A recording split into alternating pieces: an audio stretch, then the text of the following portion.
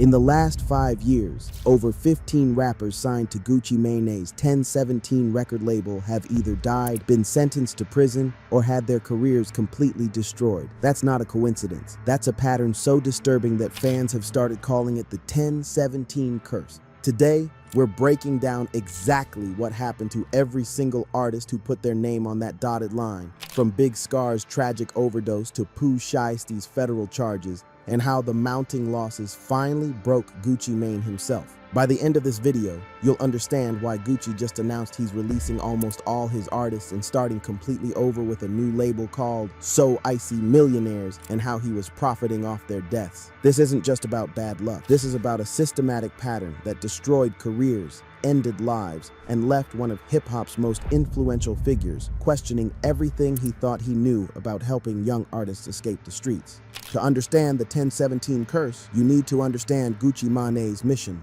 After serving time in federal prison from 2014 to 2016, Gucci came home a changed man. He was clean, focused, and determined to use his platform to help young rappers who reminded him of his younger self. Artists from the trenches who had talent but needed guidance to escape the street life. Gucci explained in interviews, "I'm signing the guys who don't nobody want to sign, who's saying like, oh, you know you got a criminal record, we going to stay away from you. Them the guys I'm giving a chance."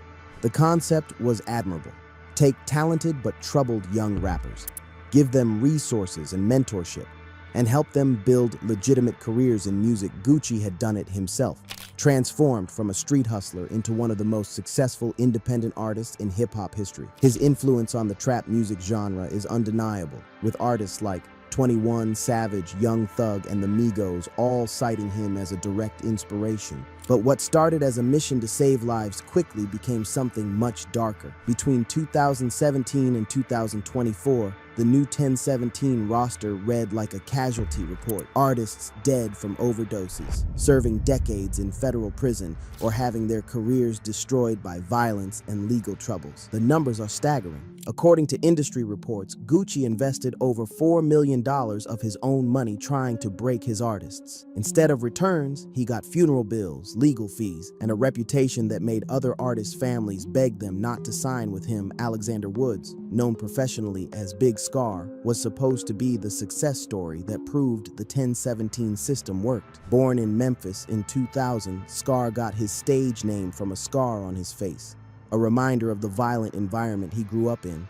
He was Pooh Shiesty's blood cousin, and both young men saw rap as their ticket out of the Memphis streets. Scar's rise was meteoric. After signing to 1017 in 2020, he quickly became one of the label's most promising artists. His debut mixtape, Big Grim Reaper, showcased his raw talent and authentic street narratives. By 2022, he had been selected for XXL's freshman class, one of hip-hop's most prestigious honors for emerging artists. But success couldn't erase Scar's past trauma. In 2020, he was shot in the hip during a violent incident. The bullet traveled through his body and damaged his appendix, requiring emergency surgery. The physical recovery was successful, but the psychological impact was devastating. According to close sources, Scar began using prescription painkillers to cope with both physical pain and PTSD from the shooting. "Prison made me a man," Scar had said in interviews, referencing his earlier incarceration.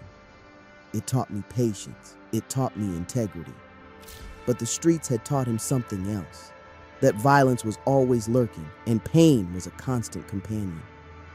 On December 22, 2022, just as Scar was preparing for a major tour with Key Glock, he was found unresponsive at his girlfriend's house in Memphis. The cause of death was ruled an accidental prescription overdose. He was only 22 years old. Gucci, who had seen Scar as a son figure, was reportedly inconsolable. He paid $10,000 towards Scar's funeral expenses, but money couldn't fill the void left by losing such a promising young talent. Scar's death marked the beginning of what fans would later call the 1017 curse, but it was far from the end. Channing Nicole Larry, professionally known as Enchanting, represented something different for 1017. She was the label's first major female artist and brought an R&B influence to their typically hard-edged trap sound. Born in Fort Worth, Texas on October 9, 1998, Enchanting initially pursued singing before transitioning to rap under Gucci's guidance. Her signing Toten 17 in 2020 was seen as a strategic move to diversify the label's sound. Enchanting's melodic approach to trap music created a unique niche, and her early releases showed tremendous promise. She collaborated with major artists and seemed poised for mainstream success. But behind the scenes, Enchanting was fighting a battle that few people knew about. According to her management team, she had been struggling with addiction for years. The pressures of the music industry, combined with personal trauma, had led her down a dangerous path of substance abuse. In the days leading up to her death, Enchanting had recognized the severity of her problem. She went to a friend's house specifically to get clean, spending 4 days trying to detox and overcome her addiction. She tried her best and I did everything I could to help her, her representative later stated. She tried once again. On June 10th, 2024, Enchanting suffered a heart attack caused by a dose.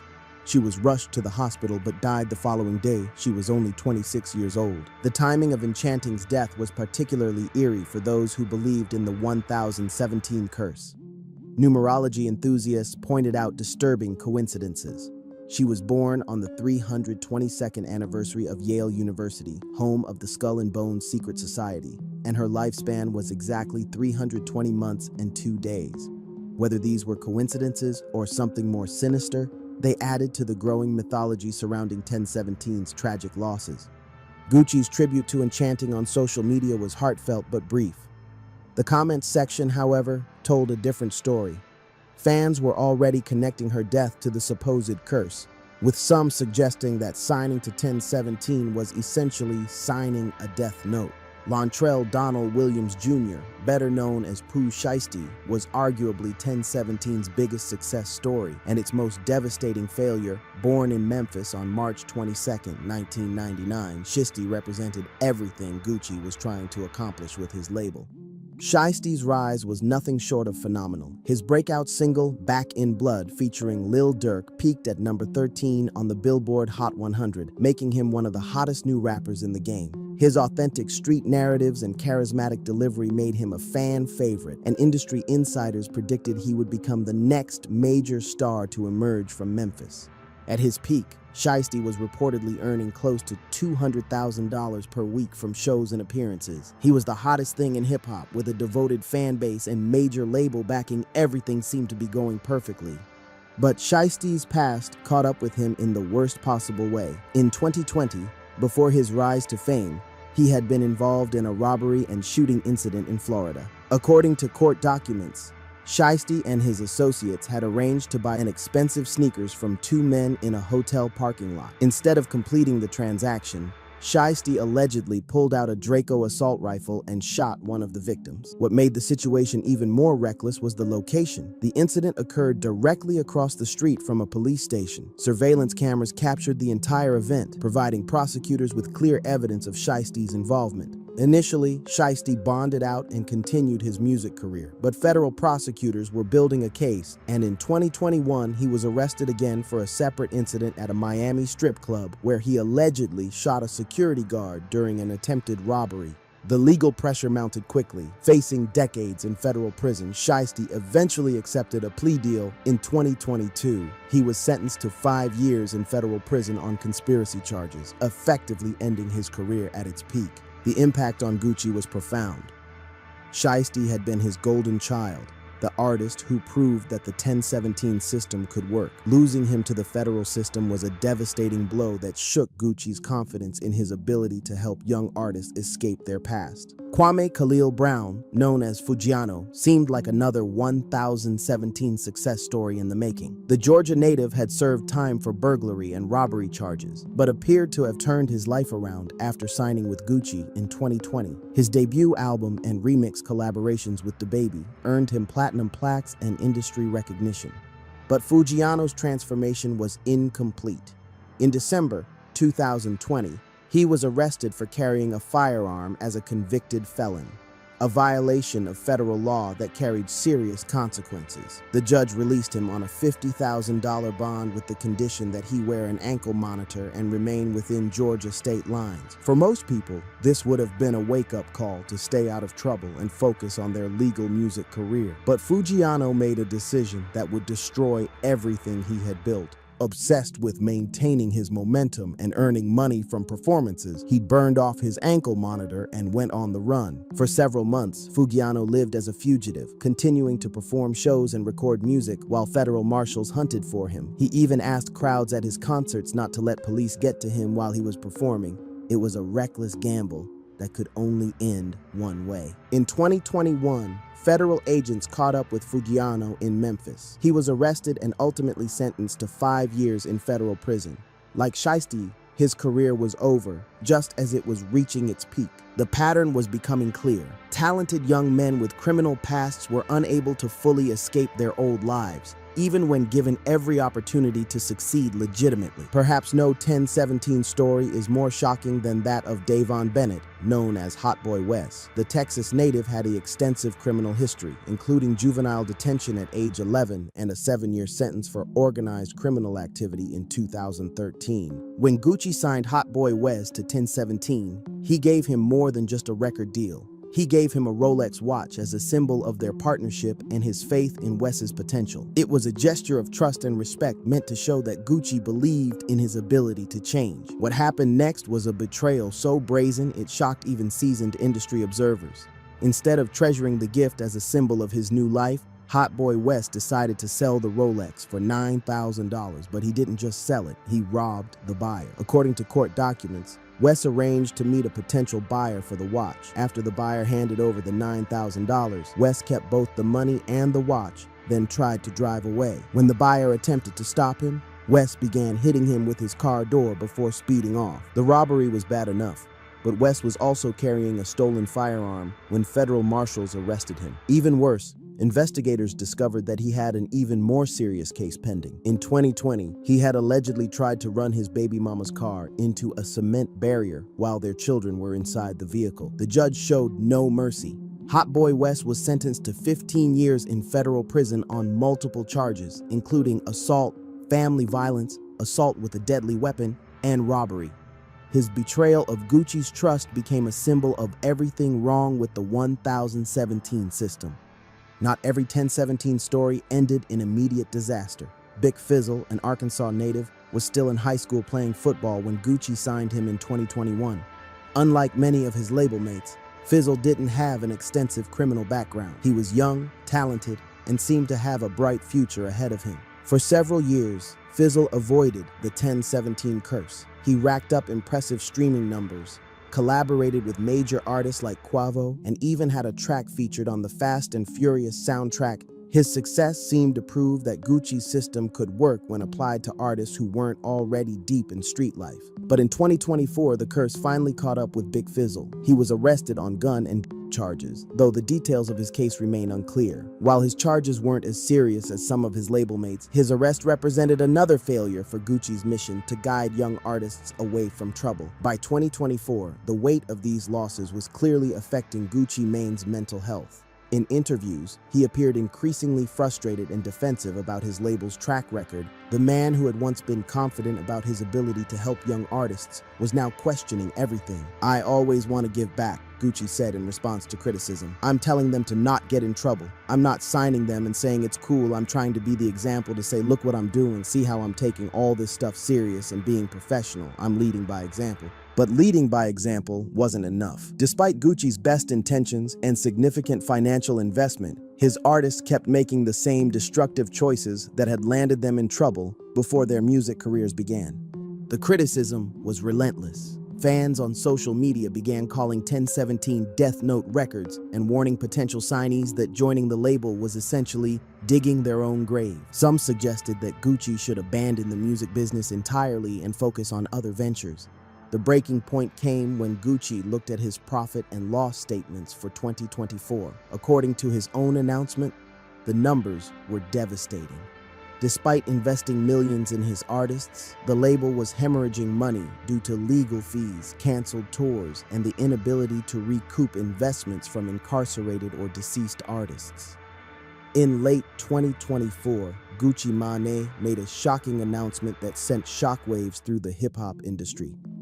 In a video posted to social media, he revealed that he was releasing almost all of his artists from their contracts, keeping only Pooh Shiesty. The decision was presented as altruistic, giving his artists the freedom to pursue opportunities elsewhere. But industry insiders understood the real message. The 1017 experiment had failed catastrophically, and Gucci was cutting his losses. To emphasize his commitment to starting fresh, Gucci announced the launch of a new label called So Icy Millionaires. In a dramatic display, he showed off stacks of cash totaling over $1 million, promising to invest that money in finding his next superstar. The hip-hop industry's response to Gucci's announcement was mixed. Some praised him for recognizing that his approach wasn't working and having the courage to start over. Others criticized him for abandoning artists who were still under contract and dealing with legal issues. Joe Budden, the former rapper turned media personality, had been one of Gucci's harshest critics throughout the 1017 saga. Who people are signing, how people are signing them, and why people are signing them needs to be under thorough examination, Budden had said earlier. This is now what, 8, 9, 10, I don't know, but a whole roster that is just suffering from the different strokes curse, and I don't think it's coincidence anymore. Other industry figures were more sympathetic to Gucci's situation. They pointed out that he had genuinely tried to help young artists who other labels wouldn't touch, and that the failures weren't entirely his fault. Gucci really got a lot of his artists locked up, but not saying that he got his artists locked up, explained DJ Vlad. Gucci gave them all opportunities. However, one thing we should ponder on is if Gucci is putting them in a position to make poor choices, giving them too much too quickly, and allowing them to destroy themselves. The 1017 curse raises important questions about the music industry's responsibility to young artists, particularly those from disadvantaged backgrounds. Gucci's approach, signing talented but troubled artists and hoping that success would motivate them to change, was well-intentioned but ultimately flawed. The problem wasn't just individual bad decisions, it was systemic. Many of these young men had grown up in environments where violence was normalized, where trust was rare, and where immediate gratification often took precedence over long-term planning. Simply giving them money and recording contracts wasn't enough to overcome years of trauma and conditioning. Dr. Carl Hart, a neuroscientist who studies addiction, has written extensively about how poverty and trauma create conditions that make destructive behavior more likely. When people are dealing with multiple stressors, poverty, violence, discrimination, they're more likely to engage in risky behaviors as a coping mechanism, Hart explains. This context doesn't excuse the choices made by 1017 artists, but it helps explain why so many of them struggle to adapt to their new circumstances. Success in the music industry requires not just talent, but also discipline, long-term thinking, and the ability to navigate complex business relationships, skills that aren't typically developed in street environments.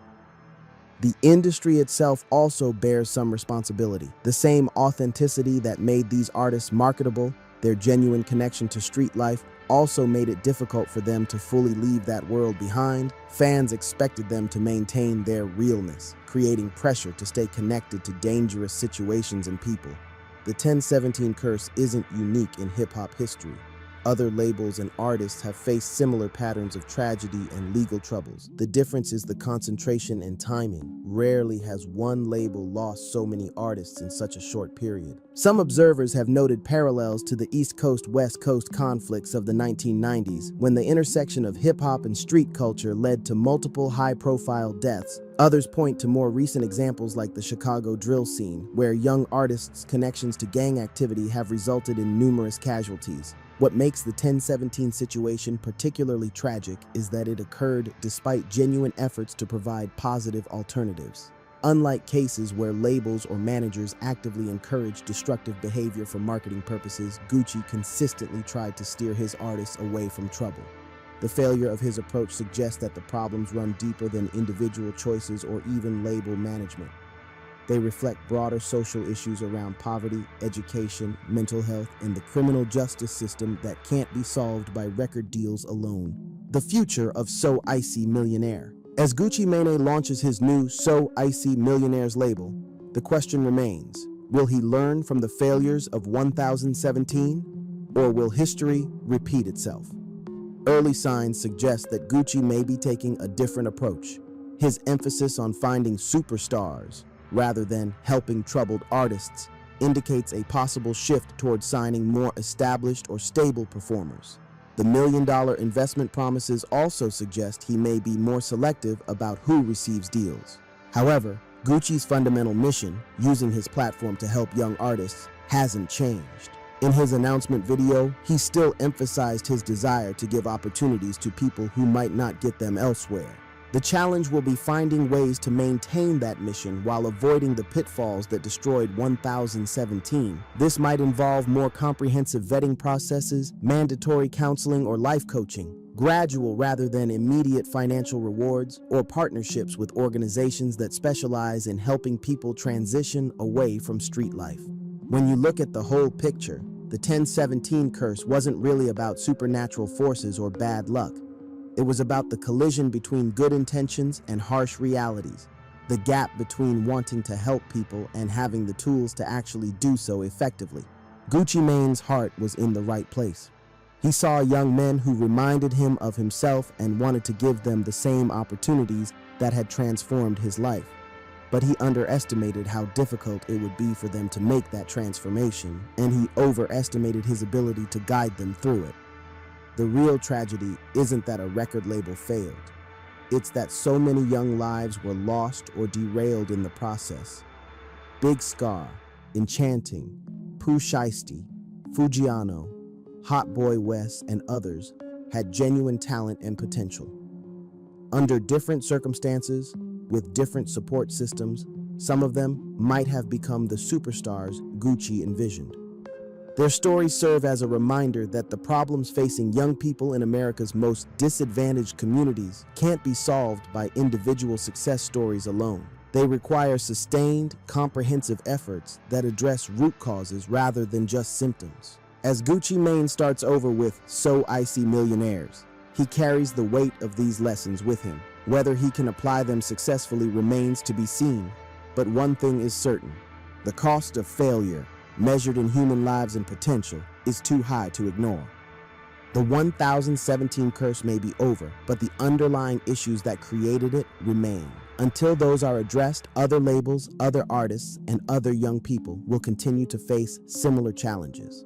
The question isn't whether Gucci Mane can build a successful label. It's whether the music industry and society as a whole can create conditions where talented young people don't have to choose between authenticity and safety, between their past and their future. That's the real story behind the 1017 curse. Not supernatural forces or bad luck, but the very human struggle to escape cycles of trauma and violence that have trapped too many promising lives. Understanding that struggle is the first step toward breaking those cycles and ensuring that the next generation of artists has better options than their predecessors. The curse is real, but it's not mystical.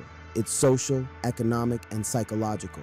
And unlike supernatural curses, these problems have solutions. The question is whether we have the will to implement them. This script follows your requested structure with the investigative journalism tone, incorporates all the specific artists you mentioned, with Pooh Shiesty spelled as Pooh Shiesty as requested, and draws from the detailed information in the Group 4 videos while maintaining the dramatic narrative arc you specified. The script balances entertainment with serious analysis of the underlying social issues that contributed to these tragedies. Based on the Group 4 videos about Gucci Mane's 1017 label and the tragic fates of his artists, I'll write a comprehensive 10,000-word script following your specified structure and tone. Here's the script. In the last 5 years, over 15 rappers signed to Gucci Mane's 1017 record label have either died, been sentenced to prison, or had their careers completely destroyed. What started as one of hip-hop's most promising labels has become what fans are calling cursed, and the numbers don't lie. When you look at the statistics, it's actually shocking. Out of every major artist Gucci Mane has signed since 2017, less than 20% are still free and actively making music today. The rest, they're either behind bars, 6 feet under, or completely disappeared from the industry. Today, we're breaking down exactly what happened to every single rapper that signed with Gucci Mane, from Big Scar's tragic overdose to Pooh Shiesty's federal charges, and how this pattern of destruction finally broke Gucci Mane's spirit so badly that he recently announced he's releasing almost all his artists and starting completely over. This is the untold story of hip-hop's most cursed record label. Before we dive into what went wrong, you gotta understand who Gucci Mane is in hip-hop culture. This man isn't just some random label owner. He's literally the godfather of trap music artists like Young Thug, 21 Savage, and the Migos all cite him as their biggest influence. His impact on Southern hip-hop is undeniable, and his ear for talent, that's never been questioned. But here's where it gets complicated. Gucci Mane has always had a soft spot for what he calls trench babies. Young rappers coming straight out of the most dangerous neighborhoods, guys who remind him of himself before he got his life together. After serving time in federal prison from 2014 to 2016, Gucci Mane came home a changed man. He got married, got clean, and became determined to use his platform to help young artists escape the streets. The problem? You can take a rapper out the trenches, but taking the trenches out the rapper, that's a whole different story. And what happened next would prove that good intentions ain't always enough to save somebody from themselves. When Gucci Mane relaunched his label as the Newton 17 in 2017, it looked like he had finally figured out the formula. He wasn't just signing random street rappers anymore. He was strategically picking artists who already had buzz, who already had that raw talent that could translate to mainstream success. The first wave of signings seemed perfect. Big Scar from Memphis brought that authentic street credibility with bars that hit different. Pooh Shiesty, also from Memphis, had that natural charisma and storytelling ability that reminded people of a young Gucci Mane himself. Enchanting was breaking barriers as one of the few female artists on the label, bringing a unique R&B trap fusion that was getting serious attention. Then you had Fujiano from Georgia, who was already building a solid fan base with his Gutta Baby mixtape series. Hot Boy Wes from Texas brought that southern flavor, and Big Fizzle from Arkansas was still in high school but already had industry connections reaching out. For a minute there, it really looked like Gucci Mane had cracked the code. The So Icy Boys compilation tape was getting crazy streams, these artists were getting cosigns from major names, and 1017 was being talked about as one of the hottest labels in hip-hop. But what nobody saw coming was how quickly it would all fall apart. Big Scar was supposed to be the success story. Born Alexander Woods in Memphis, he got his stage name from a scar on his face, a reminder of the streets he was trying to leave behind.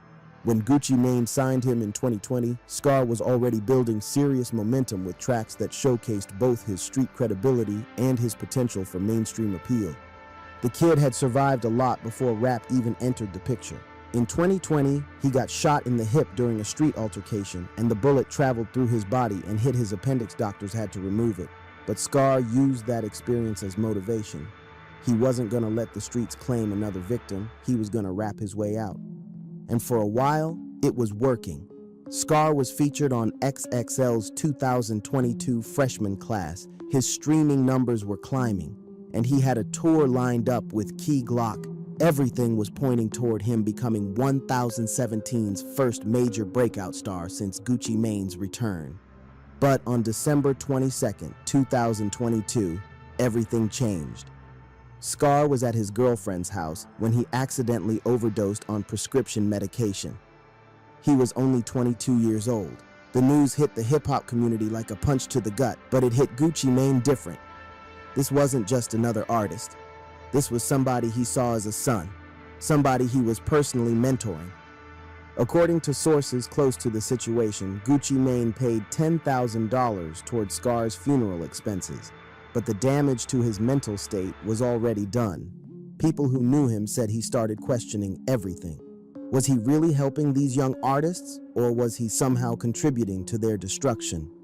If Big Scar's death was the first major blow to Gucci Mane's confidence, Pooh Shiesty's federal case was what really started the curse rumors spreading like wildfire. Lontrell Williams Jr., better known as Pooh Shiesty, was everything Gucci Mane thought he was looking for in an artist.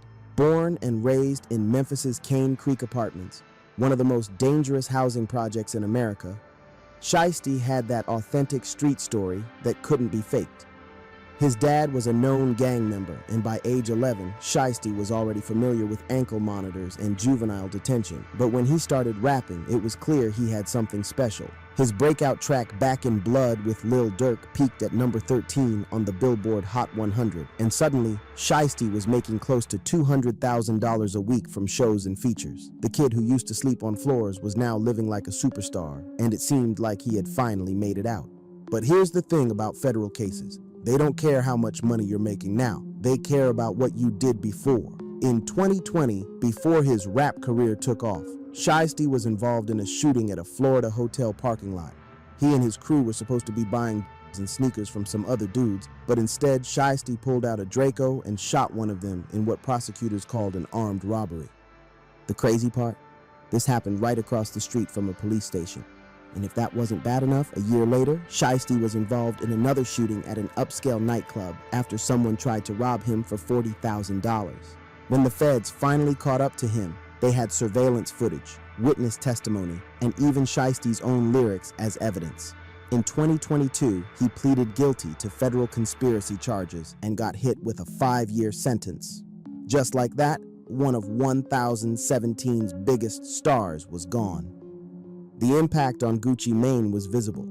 In interviews after Shiesty's sentencing, you could see the frustration in his eyes. He kept saying he was trying to help these young men, but they couldn't leave the streets alone long enough to secure their futures. Kwame Brown, better known as Fugiano, was supposed to be different. Coming from small-town Georgia, he had already served time for burglary and robbery charges. But when he signed to 1017, it seemed like he was ready to leave that life behind. His Gutta Baby mixtape series had built him a solid fan base, and his collaboration with Lil Baby on Molly was getting serious radio play. But in December 2020, just months after signing with Gucci Mane, Fugiano was arrested for illegal gun possession as a convicted felon. The judge let him out on a $50,000 bond with an ankle monitor, but Fugiano made a decision that would destroy his career. He cut off the monitor and went on the run. For several months, Fugiano was performing shows while being a federal fugitive. He would literally ask crowds at his concerts not to let police get to him while he was on stage. The man was living life on the edge, thinking he could outrun the law while building his rap career. But you can't run from the feds forever. They caught up to him in Memphis, and in 2022, he was sentenced to 5 years in federal prison. Another promising 1017 artist gone. What made this case particularly painful for Gucci Mane was that Fugiano had the talent and the fan base to really make it. His streaming numbers were solid, his features were getting attention, and he had that authentic Georgia sound that could have carried him to mainstream success. Instead, he chose to prioritize short-term money over long-term freedom. Hot Boy Wes might have had the most senseless downfall of any 1017 artist. Coming from Texas with a mixtape called Never Had Shit, Wes already had a lengthy criminal record. When Gucci Mane signed him, he'd been in juvenile detention since age 11 for organized criminal activity and had served 7 years for gang-related charges. But when Gucci Mane gave him that 1017 chain and a Rolex as part of his signing bonus, it should have been the start of a new chapter. Instead, Wes made one of the dumbest decisions in hip-hop history. He decided to sell the Rolex for $9,000. When he met up with the buyer, Wes took the money but kept the watch, then tried to drive away. When the buyer tried to stop him, Wes started hitting him with his car door before speeding off. The U.S. Marshals caught up to him. And not only was he carrying a stolen gun, but they also discovered he had an even more serious case pending.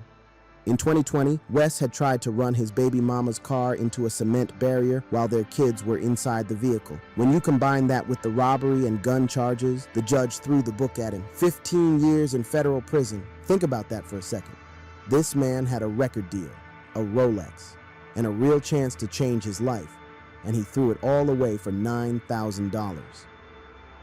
The psychological impact on Gucci Mane was devastating. How do you help somebody who won't help themselves? Channing Nicole Larry, known professionally as Enchanting, represented something different for 1017. She was the label's first major female artist, bringing an R&B influenced sound that set her apart from the typical trap artists Gucci Mane usually signed. Born in Fort Worth, Texas, she had been making music for years before catching Gucci Mane's attention through producer Jay White.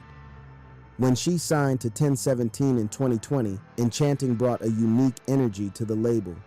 Her voice had this haunting quality that worked perfectly over trap beats, and she wasn't afraid to be vulnerable in her lyrics about relationships, street life, and personal struggles. But behind the scenes, Enchanting was fighting a battle that nobody fully understood at the time. She was struggling with addiction, something that's unfortunately common in the hip-hop industry, but rarely talked about openly, especially when it comes to female artists. In interviews, Enchanting had actually addressed the 1017 curse rumors directly, saying she didn't believe in any curse and that Gucci Mane was just trying to help artists who reminded him of himself. She seemed to understand the risks that came with the lifestyle, but understanding something and being able to overcome it are two different things. On June 10th, 2024, Enchanting suffered a heart attack caused by an overdose. She had been at a friend's house trying to get clean, trying to fight the addiction that had been controlling her life, but that won. She died the next day at just 26 years old. According to her representative, she came to my house the last 4 days to get clean. She tried her best and I did everything I could to help her. She tried once again. Those words hit different when you realize how many people were trying to save her, but addiction is a disease that doesn't care about talent, potential, or how many people love you. For Gucci Mane, losing Enchanting was particularly devastating because she represented hope for a different kind of 1017 artist. She wasn't getting arrested for gun charges or caught up in street beef. She was battling demons that millions of people struggle with every day. Her death showed that the problems facing his artists went deeper than just street mentality. Big Fizzle seemed like he might be the one to break the pattern. Coming from Arkansas, he was still in high school playing football when Gucci Mane discovered his music and offered him a deal. Unlike most 1017 artists, Fizzle didn't have an extensive criminal background. He was just a talented young rapper with tracks like Bandit and Superfly that were getting serious attention. For a couple of years, it looked like Fizzle had figured out how to navigate the music industry without falling into the same traps as his label mates. He was racking up impressive streaming numbers, getting features from major artists like Quavo, and even had a track on the Fast and Furious soundtrack. This was the kind of mainstream success that Gucci Mane had been hoping to achieve with his artists. But in 2024, even Big Fizzle got caught up. He was arrested on gun and charges, though the details weren't as serious as some of his label mates' cases. It's still unclear if he'll have to do significant jail time, but the arrest showed that even the artists who seemed to be doing everything right weren't immune to the problems that plagued 1017. The Big Fizzle situation was particularly frustrating for Gucci Mane because this was supposed to be proof that his approach could work. Here was a young artist without a serious criminal background, someone who was focused on music and building a legitimate career. If even Fizzle couldn't stay completely out of trouble, what did that say about Gucci Mane's ability to guide these young artists? By 2024, the pattern was undeniable, and it was taking a serious toll on Gucci Mane's mental health. In interviews, you could see the change in his demeanor. The confident, larger-than-life personality that had defined his career was being replaced by someone who seemed genuinely troubled by what was happening to his artists. People close to Gucci Mane said he was starting to blame himself. He would stay up at night wondering if he was somehow contributing to these young men's problems instead of solving them. Was giving them money and fame too quickly? Was he not providing enough guidance? Was there something about the 1017 brand itself that attracted trouble? The curse rumors weren't helping his mental state either. Social media was full of people joking about how signing to 1017 was like signing a death warrant. Fans would comment on his posts telling potential artists to stay away from the label. Even other industry figures started making subtle references to the pattern of tragedy surrounding his artists.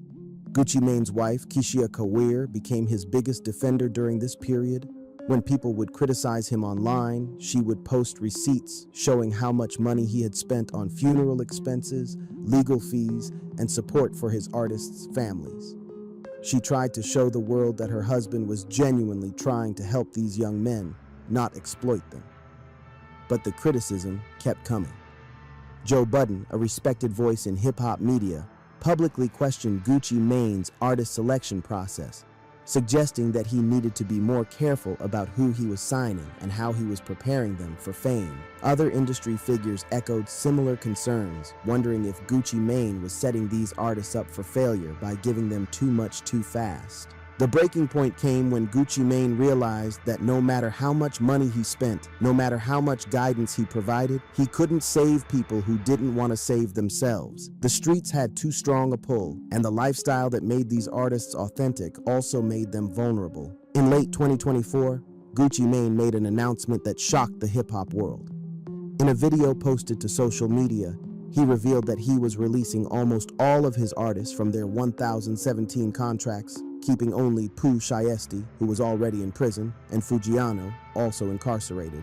When I look at my P&L and me being a businessman, I think I'm gonna have to release almost all my artists, he said, standing in front of stacks of cash. I thought about keeping all them under contract, but I said, hey, let's just make the unselfish decision and let them take their talent elsewhere.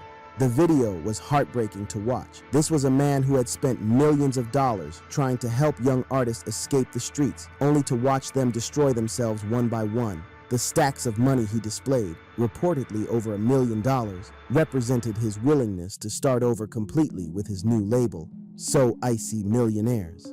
But the announcement also revealed something deeper about Gucci Mane's mental state. He wasn't just releasing these artists because they weren't profitable. He was releasing them because he couldn't handle watching them destroy themselves anymore. The emotional toll of losing Big Scar, watching Enchanting Battle Addiction, and seeing talented young men like Pooh Shiesty and Foogiano throw away their futures had broken something inside him. Industry insiders said Gucci Mane had been in therapy, trying to process the guilt and frustration he felt about his artists' fates. He kept asking himself the same questions. Could he have done more? Was there something he missed? Was he somehow responsible for what happened to them? The 1017 situation raises serious questions about the music industry's responsibility to young artists, particularly those coming from disadvantaged backgrounds. When record labels sign artists straight out of dangerous neighborhoods, what obligation do they have to provide more than just money and studio time? Gucci Mane's approach was well-intentioned, but perhaps naive. He assumed that giving these young men financial security and a platform would be enough to help them leave their old lives behind. But trauma, addiction, and street mentality can't be solved with record deals and jewelry. Other successful labels have developed more comprehensive support systems for their artists. They provide financial literacy education, mental health resources, and security teams to help artists navigate their new lives safely. Some labels even require their artists to complete certain programs before they can access their full advance money. The question is whether these additional resources would have made a difference for 1017's artists. Big Scar's overdose was accidental. Would financial counseling have prevented that? Pooh Shiesty's federal case stemmed from actions he took before he was even famous. Would therapy have helped him make better decisions? What's clear is that the traditional model of signing street artists and hoping they figure it out on their own isn't working. The human cost is too high, and the psychological impact on label owners like Gucci Mane is devastating. The 1017 curse has become more than just industry gossip. It's become a cautionary tale that's influencing how other labels approach signing street artists. Young rappers are now more aware of the pattern, and some are specifically avoiding 1017 because of its reputation. The situation has also sparked broader conversations about authenticity in hip-hop. For decades, the culture has valued keeping it real and maintaining connections to the streets. But the 1017 story shows the dark side of that authenticity. When artists can't or won't leave their old lives behind, it can literally kill them. Some critics argue that Gucci Mane was exploiting these young men's trauma for profit, using their street credibility to sell records while not providing adequate support. Others defend him, pointing out that he was giving opportunities to artists that other labels wouldn't touch, and that he spent significant money trying to help them succeed. The truth is probably somewhere in between. Gucci Mane's intentions seemed genuine, but his methods were flawed. He underestimated how difficult it would be for these artists to transition from street life to mainstream success, and he overestimated his ability to guide them through that transition. With his announcement of So Icy Millionaires, Gucci Mane is attempting to start fresh, but the question remains, will he change his approach, or will history repeat itself? The $1 million offers he's making to new artists suggest he's still willing to invest heavily in young talent. But the trauma of losing so many artists has clearly changed him. In recent interviews, he's talked about being more selective, about looking for artists who are already committed to leaving street life behind. The challenge is that the artists who need help the most are often the ones least equipped to handle sudden fame and fortune. It's a catch-22 that has plagued hip-hop for decades. The most authentic voices often come from the most dangerous situations, but those same situations make it difficult for artists to survive success. Some industry observers think Gucci Mane should focus on artists who are already established and stable, rather than trying to save young men who are still deep in street life. Others argue that if he stops taking chances on these artists, who will? The 1017 story offers several important lessons for the music industry. First, money alone can't solve trauma and addiction. Artists need comprehensive support systems that address their mental health, financial literacy, and personal security. Record deals should come with mandatory counseling, education programs, and gradual release of funds to prevent artists from making impulsive decisions. Second, labels need to be more realistic about the challenges facing street artists. The transition from poverty to wealth, from anonymity to fame, from street life to mainstream success is incredibly difficult. Labels that don't acknowledge this difficulty are setting their artists up for failure. Third, the industry needs to have honest conversations about authenticity versus safety. Hip-hop's obsession with keeping it real can become a trap that prevents artists from growing and evolving. There needs to be space for artists to leave their old lives behind without being accused of selling out. Finally, label owners need support too. Gucci Mane's mental health struggles show that watching young artists destroy themselves takes a serious psychological toll.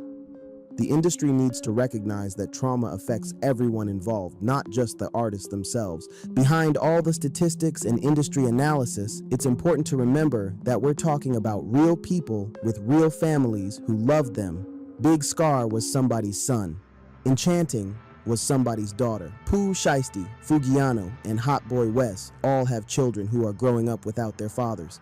The 1017 curse isn't just about a record label's reputation or a businessman's mental health. It's about young lives cut short, potential unrealized, and families destroyed. These artists had dreams, talents, and people who believed in them.